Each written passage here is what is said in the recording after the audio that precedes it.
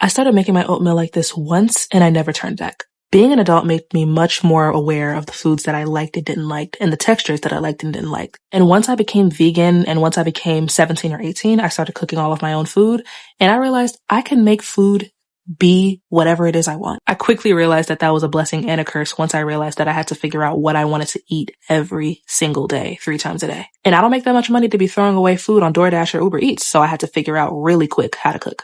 I've always loved to do a little something in the kitchen. That was never anything new, but creating new things that I actually liked instead of wasting food became a challenge more and more. I mean, I don't mind eating the same things every single day, but sometimes you want to jazz things up. And this oatmeal became the perfect solution for that. I never really cared for the texture or the temperature of traditional oatmeal. I tolerated it when I was younger, but once I got older, I became way more picky. I tried baked oats once before and fell in love, and I'm like, I could make this myself. And then when I realized that I could use bananas as a liquid instead of a lot of milk or a lot of water, that really increased my love for it.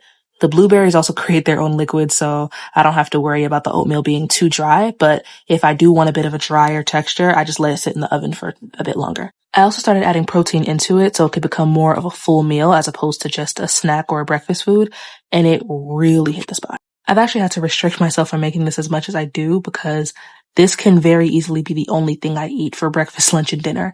And even though as breakfast it will last maybe 7 or 8 days, I could easily eat only this for 3 days straight. This may be a controversial opinion too, but I prefer my oatmeal cold over hot. So after I get this out of the oven and it looks all glistening and beautiful, I literally put it back in the fridge for like a couple of hours so I can enjoy it how I prefer it to be enjoyed. You can definitely eat this hot out of the oven if you want. I'm not going to come to the screen and beat you, but this is very good nonetheless.